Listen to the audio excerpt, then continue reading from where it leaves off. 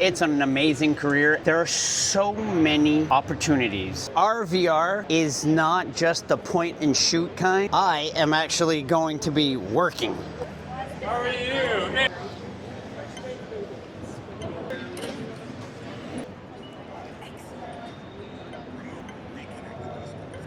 Oh, this is your laser. This is how you pick. Closing the valve and cut. Could you please tell us your name and what your occupation is? My name's Clarence Leblanc, and what I do is I'm the director of deployment for a virtual reality company out of Halifax called Silverback Virtual Reality. What do you guys do in your company? Could you tell me a little bit more? So we work in 3 sectors. We work in the oil and gas sector, a lot in the nuclear sector, and what I'm doing here for this few days is what we do in the aviation sector. Multiple jobs and multiple companies from each sector, but we basically specialize in those 3. Are you guys hiring right now? So yes, we're always looking for the next generation of folks that can work for us. Often people think that, oh, we're just interested in the techies. That's not necessarily the case.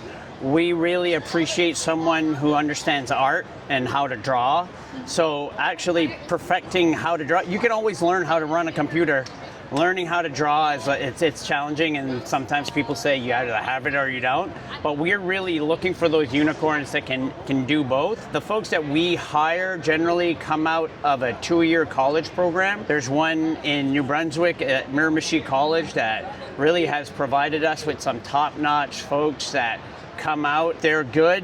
You know, they'll start at 60 to 80, and in no time they're making 6 figures. It really is a great career opportunity, and a lot of them work from home. However, those that are really dedicated, you know, they don't look at the clock. The job needs to get done, and they do it. So if someone wants to get started in one of these careers, what would you tell them to do? So we're talking about 2 different things. Today, you're talking a lot of folks about aviation and becoming an airplane mechanic, which is a fantastic career, because if you are what people call a gearhead, or you enjoy working with your hands, such a wonderful career option. You have X amount of days where you're working, X amount of days off.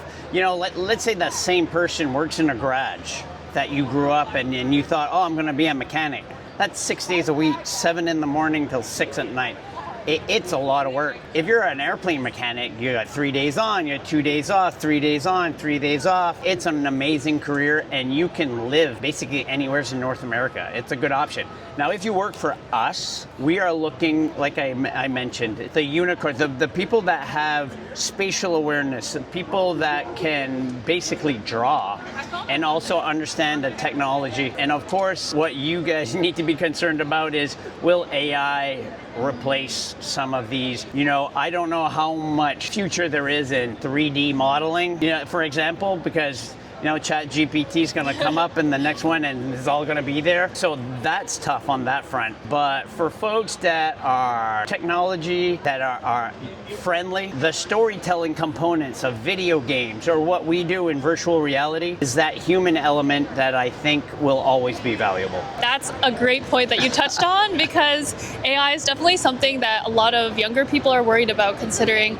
it's taking a lot of people's jobs and changing it. Yeah. What is a specific skill that you're looking for that cannot be taught in universities? I think that tenaciousness of looking at the big picture. There are times in the real world where there's a deadline and you just need to do it. You have to push everything aside and push to that deadline, and you can't look at the clock and you can't look at the days. If your employer is a good employer, they will recognize that you did that for them for this, and we will in turn make you whole and give you the time off that you need. But basically what we are looking for is people that buy in to the big picture. Michael had mentioned that you had done TV. Yes. Could you please tell us about your career and how you got here? Oh my. So the first thing that I ever did, I don't even know if you know the show, Are You Afraid of the Dark? It was these kids around a campfire, and they would like throw stuff on the fire and the show would start. Basically every Canadian actor that you know of has been on that show. Wow. So I started being the gopher, just driving point A to point B. So that's where I started. And then a lot of you will know This Hour is 22 Minutes. I was on the first season of that with the guy that owns Silverback VR. I also did the first season of Trailer Park Boys in Halifax. That field is more, you need to be passionate about it. You can go to university. However, for most of us that have succeeded in that field, it's the long way. You cannot skip the garbage can stand, like the stage. You need to start at the like a production assistant. Fancy name, it's hell. I always say, like, I was the boss of production assistants, which is the unit manager, and they're like, well, what is my job? And I'm like, well, if you ever walk into somewhere and you see something that's absolutely disgusting and you go, oh, that's you. Oh, okay. Film industry, all right, you want to be a filmmaker, you want to be a director. There are those amazing few that start making movies, and now you can make them with your phone, and then you put them on YouTube and you get 1 million views, and then you're in Hollywood. Fine. But that's not, like, for most of us that are behind the camera, you better love it. Right. It's hard. When the rest of the world can say this, hey, let's do something after work. Let's go have a drink. Let's go watch a movie. Let's go. There is no after work in the film industry. After work, you need to go to bed because in 8 hours you start again. And then on the Saturday or the Monday or whenever you have off, you say, I'm going to do this and I'm going to do this. You take 3 naps and your day's done. And Wow.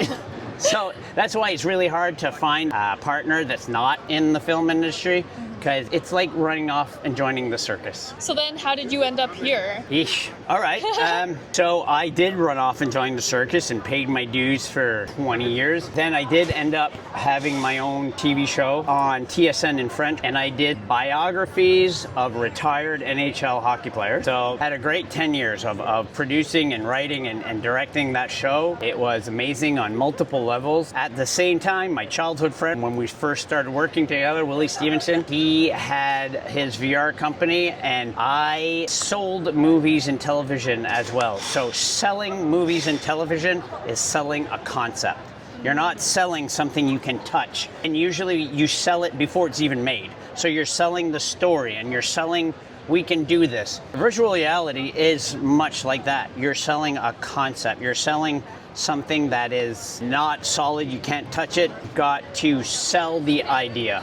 I started consulting with them, then pivoted to joining him because I see a tremendous future in virtual reality training. 10 years ago, people say, oh, VR is going to overtake the traditional video game market. It hasn't really. People still love their consoles. Where VR has really taken over is industrial training. Example, you need to work on an aircraft. Putting that aircraft in a room to work on it, it's incredibly expensive because that aircraft needs to be flying to generate revenue. Yeah. Well, this aircraft is always available. It doesn't cost anything. And it's less dangerous. You're saving on people flying to train. So there's all kinds of advantages. Virtual reality, its sweet spot that it's finding is industrial training and safety of all kinds. Wow, this is so cool. I've never even heard of this, so it's really awesome that I can come here and experience this. One last question for you. What is your piece of advice for people who are lost in their career path? That's a great question. I know the answer, I just don't know how to frame it because I don't want to scare people. We grow up, oh, I want to be a doctor, I want to be a lawyer, the highbrow kind of positions that every parent dreams their child ends up to. There are so many opportunities to have an incredible career and an incredible life, and we are at something that can lead to that, which is traditional trades. There are multiple avenues that if you start as a young person, I'll tell you an exact field that AI will never take over. Corporate safety. Like every industrial mine, offshore oil platform, they all have safety officers. It's way more than making sure the first aid kit is filled. They look at everything. They write reports. Like that field in itself, I look it up all the time. There are companies with 20 openings all over the world. And these are often fly in, fly out. Fly in, fly out is you go somewhere not next door for 2 weeks, you come home 2 weeks. But you're 6 months in the year, you're completely off. But you're 6 months completely disappear. You are off the planet. You're in a mine in the north, you're in an oil drilling platform offshore. It's not for everyone. However, these companies play extremely well. And eventually you can kind of write your own ticket. If you don't want to travel anymore, you can end up working more for the corporate office and all that stuff. The thing is, if you pick a field and learn the ins and outs early and stick with it, you will find success. As long as you don't hate it. And let's face it, not everyone's going to be an influencer. Like my dad always said, a job is a job. There is going to be a job component of every job.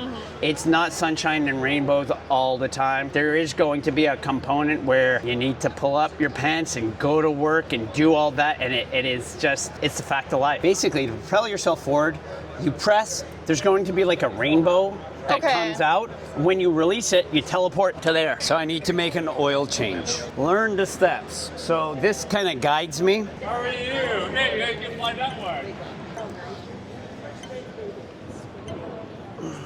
See, I bring these down.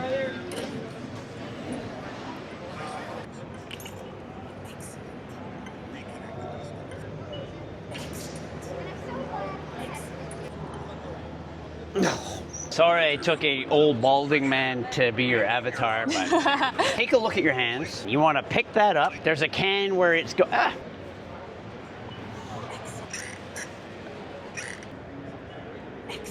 You need to pick up the rag. Okay. Wow. Congratulations. Wow, that was. And really look, cool. I moved Oh. I filmed you doing it. I put it back so that we could see you doing the whole thing. Great, thank you. You're most welcome. That was so awesome. And cut. This is me. Thank you so much. No problem. If you have any questions, follow-ups, anybody that wants any questions, email me.